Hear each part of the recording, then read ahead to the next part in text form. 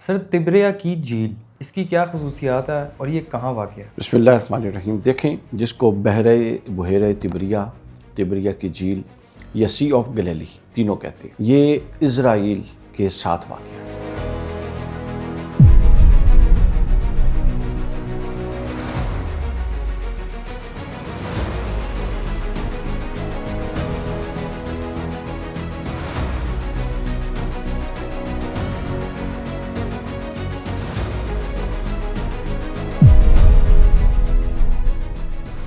اس کی جو surface area جو ہے وہ 166 یعنی 166 اسکوائر کلومیٹر ہے، اور اس کی جو میکسیمم ڈیپتھ ہے وہ 48 میٹر ہے، اور یہ سطح سمندر سے 210 میٹر نیچے ہے۔ یہ دنیا کا وہ واحد جھیل یا سمندر ہے جو سطح سمندر، جو عام جس کو انٹرنیشنلی سطح سمندر کاؤنٹ کرتے ہیں، اس سے 210 فٹ نیچے اتنا بلو ہے۔ اس کی سگنیفیکینس ہے، اس کی اہمیت ہے، وہ بڑی غیر معمولی ہے۔ محققین یہ کہتے ہیں، اور یہود اسکالرز یہ کہتے ہیں، اور اسرائیل کا یہ کہنا اور ماننا ہے کہ اس جھیل کے خشک ہونے کے ساتھ دنیا کا توازن جڑا ہوا ہے۔ دنیا میں 3 بڑے مذاہب ہیں، جو الہامی مذاہب کی 2 قسمیں، ایک ہوتے ہیں الہامی مذاہب، ایک ہوتے ہیں غیر الہامی مذاہب۔ غیر الہامی مذاہب میں یہ ہندو مت ہے، سکھزم ہے، تاؤزم ہے، یہ سارے غیر الہامی مذاہب۔ اور الہامی مذاہب میں یہودیت ہے، کرسچینٹی اور اسلام۔ تینوں الہامی مذاہب میں اس نہر کی اور اس جھیل کی اہمیت جو ہے وہ ثابت ہے۔ سب سے پہلے یہود کو دیکھیں۔ یہود کے مطابق جب یہود ارض مقدس فلسطین میں آئے تھے تو وہ کہتے ہیں کہ سب سے پہلے 2 قبیلے یہود کے، نفتالی اور زبولون، یہ آ کے جہاں انہوں نے قیام کیا تھا وہ اس نہر کے کنارے قیام کیا، بحیرہ تبریہ کے کنارے قیام کیا تھا۔ ارض مقدس میں جب یہ آئے تو ان کے خیال میں یہودیت کو ارض مقدس کی جس زمین نے قبول کیا وہ بحیرہ تبریہ کے کنارے تھے۔ یہ اس کو بابرکت سمجھتے ہیں، یہ اس کو خیر کا باعث سمجھتے ہیں، اور اس لیے یہ وہاں پر رہتے ہیں۔ پھر اسی طرح عیسائیت میں بھی اس کا ذکر ہے۔ موجودہ بائبل کے اندر اس سے متعلق حضرت سیدنا عیسیٰ علیہ السلام کے بہت سارے معجزات ہیں۔ مثلا بائبل کے اندر یہ موجود ہے کہ حضرت عیسیٰ علیہ السلام کا ایک معجزہ ہے، وہ پانی پر چل کر گئے تھے، تو جس دریا میں وہ پانی پر چلے تھے وہ یہ والا تھا، پانی پر چل کے اپنے حواریوں کے پاس گئے۔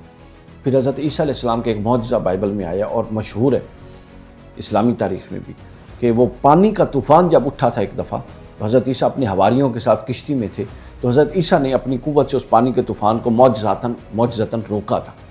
وہ پانی کا طوفان بحیرہ تبریہ میں آیا۔ پھر اس کے بعد حضرت عیسیٰ علیہ السلام کا ایک مچھلیوں کا معجزہ بڑا مشہور ہے۔ ایک خاص دریا کے آپ پاس تھی اور کثیر تعداد میں مچھلیاں ہیں، آپ کے حواریوں نے وہ مچھلیاں پکڑ لی، وہ بھی اسی کے ساتھ ہے، بحیرہ تبریہ کے ساتھ۔ تو اس طرح کرسچینٹی کے اندر اس کے بہت سارے چھاپ موجود ہیں، تو لہٰذا کرسچنز کے ہاں اس نہر کے بارے میں تقدیس کا، مقدس ہونے کا تصور پایا جاتا ہے۔ جتنے کرسچنز اس علاقے کے قریب آئیں وہ خود پر لازم کرتے ہیں کہ وہ جائیں اور اس علاقے کی زیارت کریں، اس کو وہ بابرکت سمجھتے ہیں، اس کے ساتھ ان کی احترام اور عقیدت وابستہ ہے۔ اب رہ گیا اسلام کے ساتھ جو اس کا تعلق ہے، آپ بڑے حیران ہوں گے، وہ اتنا گہرا ہے کہ شاید یہودیت اور عیسائیت کا بھی۔ صحیح مسلم کے اندر حدیث ہے، حضرت تمیم داری رضی اللہ تعالیٰ عنہ اس کے راوی، رسول اللہ صلی اللہ علیہ وسلم نے نماز پڑھائی اور ظہر کی نماز کے بعد آپ بیٹھے اور آپ کا چہرہ انور بڑا روشن تھا۔ آپ نے فرمایا کہ میں تم کو، اپنے صحابہ کو، کہ تم کو ایک بات بتاتا ہوں دجال کے بارے میں، جو میں اس سے پہلے بتا چکا ہوں، مگر ابھی تمیم داری سے اس کی تصدیق ہو گئی ہے۔ کس طرح؟ چونکہ تمیم داری، حضرت تمیم داری جو تھے، یہ پہلے نصرانی تھے، کرسچن تھے، ٹھیک ہے، اور وہ مسلمان ہو گئے۔ جب مسلمان ہوئے تو وہ ایک مجلس میں بیٹھ کے رسول اللہ صلی اللہ علیہ وسلم کو اپنی کرسچینٹی کے دور کا ایک واقعہ سنا رہے تھے۔ اس واقعے سے حضور نے جو لوگوں کو بتایا تھا دجال کے بارے میں، اس کی تائید ہو گئی۔ اب وہ واقعہ سنیں کیا ہے۔ صحیح مسلم کے اندر ہے، حضرت تمیم داری بیان کرتے ہیں کہ میں اپنے 20 ساتھیوں کے ساتھ سمندر میں سفر کر رہا تھا کشتی میں، اور سمندر میں طوفان آ گیا۔ 1 مہینہ وہ کشتی طوفان کے اندر پھنسی رہی، 1 مہینہ۔ انسان کو امید ختم ہو جاتی ہے جینے کی۔ 1 مہینہ پھنسی رہی، اور کہتے اچانک ہم نے دیکھا کہ مغرب کی جانب ایک جزیرہ ہے، درخت ہیں، کوئی خشک زمین ہے، تو ہماری سانسوں میں سانس آئی، کشتیوں کو ادھر موڑا اور اس بہار میں اتر گئے جزیرے میں۔ کہتے ہیں بڑا عجیب، خوفناک اور سناٹا خاموشی تھی۔ تھوڑا آگے گئے تو تو ہم نے وہاں پر ایک ایسی مخلوق کو دیکھا جو انسان نما تھی مگر اس کے پورے جسم پر بال تھی، پہچان نہیں ہو رہی تھی کون ہے۔ جب اس سے پوچھا تو وہ فیمیل تھی، اس نے کہا کہ میں جاسوسہ ہوں۔ کس کی جاسوسہ؟ انہوں نے کہا کہ تمہارے سوالات اور جوابات کے لیے ایک شخص منتظر ہے، وہ سامنے گرجا بنا ہوا ہے، آؤ میں تمہیں گرجے میں لے کے جاتی ہوں۔ حضرت تمیم داری بیان کرتے ہیں کہ ہم بڑے تھوڑے سے خوف زدہ بھی ہوئے، لیکن ظاہر اب اور کوئی آپشن نہیں تھی۔ وہ کہتے ہیں ہم اس کے ساتھ گرجے میں گئے، تو آگے ہم نے ایک عجیب مخلوق دیکھی جو ایسا عجیب انسان تھا کہ اس طرح کا ہم نے انسان نہیں دیکھا۔ اس کے پاؤں میں گھٹنوں پر اور ہاتھوں میں کلائیوں پر وہ بیڑیاں ڈلی ہوئی تھی جس نے اس کو باندھا ہوا تھا، لوہے کی۔ تو جب یہ اندر داخل ہوئے تو انہوں نے اس شخص، وہ جو تھا عجیب و غریب خلقت کا بندہ، انہوں نے اس سے سوال کیا۔ اس نے ان سے پہلا سوال یہ کیا کہ بیسان شام کا ایک علاقہ ہے، بیسان کی بستی میں جو کھجوروں کا درخت ہیں کیا وہ ابھی کھجوریں دے رہے ہیں یا دینا ختم ہو چکے ہیں؟ انہوں نے کہا دے رہے ہیں۔ اس نے کہا اچھا ان قریب دینا ختم ہو جائیں گے۔ پھر اس نے پوچھا کہ شام میں جو زغر کا چشمہ ہے کیا وہ اپنے ارد گرد کے علاقے کو اپنے پانی سے سیراب کر رہا ہے یا بند کر چکا ہے؟ انہوں نے کہا نہیں کر رہا ہے۔ اس نے کہا اچھا ان قریب بند کر دے۔ تیسرا سوال اس نے پوچھا کہ یہ بتاؤ کہ بحیرہ تبریہ خشک ہو چکا ہے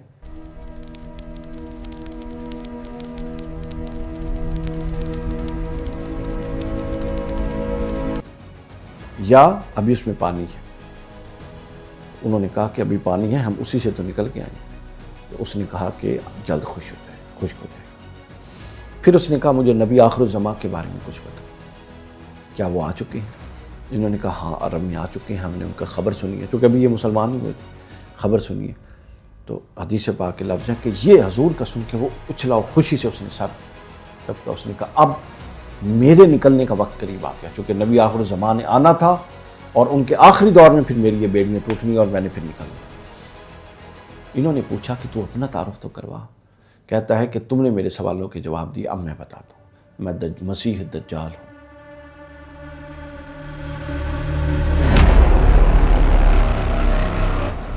جب نبی آخر الزمان آ جائیں گے تو میں ان کی قوم کو فتنے میں ڈالنے کے لیے آخر میں نکلوں گا۔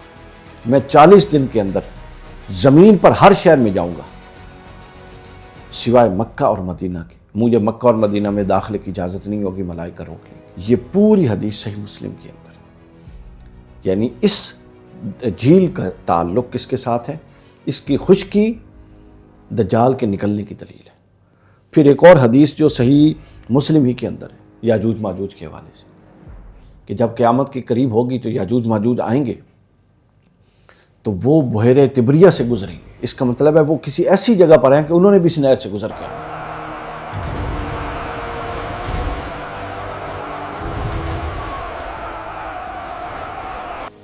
بحیرہ تبریہ سے گزریں گے اور بحیرہ تبریہ کا پانی پی جائیں گے، حتیٰ کہ پیچھے آنے والے سمجھیں گے کہ یہاں پر کوئی دریا، سمندر، نہر تھی ہی نہیں۔ اس طرح خشک ہو جائے گی زمین، پانی پی جائیں گے۔ تو دوسرا ان کا تذکرہ آتا ہے بحیرہ تبریہ کا یاجوج ماجوج کے تناظر۔ یہ وجہ ہے کہ یہ اسرائیل کے کنٹرول میں ہے۔ انہوں نے اس کو نو گو ایریا، ریڈ زون ڈکلیئر کیا ہوا ہے، وار زون ڈکلیئر کیا ہوا ہے۔ سر اس کے اوپر سے ہیلی کاپٹر اور جہاز بھی نہیں گزر سکتا، اتنی سیکیورٹی ہے۔